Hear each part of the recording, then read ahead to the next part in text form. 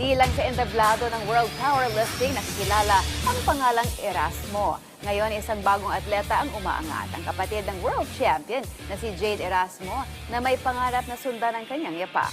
May report si teammate Jamaica Bayaka. Proud ate, buong suporta ni Pinay Powerlifting World Champion Jane Erasmo sa kanyang nakababatang kapatid na si James Erasmo na may parehong pangarap na makilala sa larangan ng powerlifting at maging kampyon balang araw. Sa kabataang edad may naipundar na si James, ang grade 12 student ay nakapag-uwi na ng 4 na medalya mula sa kanyang nilahukang local at national powerlifting tournaments. Bago tuluyang sumabak sa powerlifting, nagsimula si James bilang wrestler, isang background na nakatulong sa paghubog ng kanyang lakas at disiplina, kasabay ng malaking impluwensya ng kanyang ate sa sport. Pressure po din sa akin para siya po yung kasing naging gabay ko po pag lumalaban po ako ng powerlifting. Pinagalitan niya ako, okay lang yun sa akin at para naman yun sa akin eh. Para lang maging magaling ako ng powerlifting. Gusto ko po na sumunod sa yapak niya.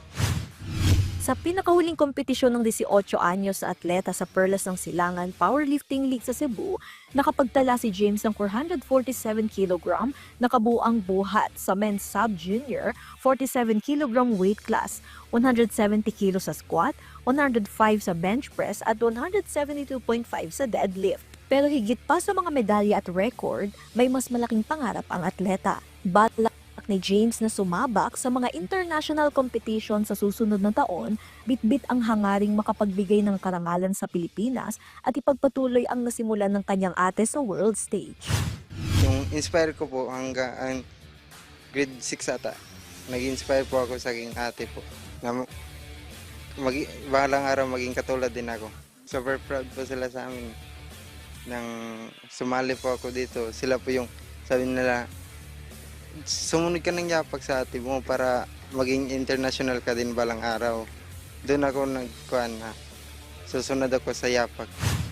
Ngayon patuloy ang masinsinang pag-iensayo ng powerlifter at determinadong hindi lang sundan ng yapak ng isang world champion, kundi gumawa ng sarili niyang pangalan sa larangan ng powerlifting.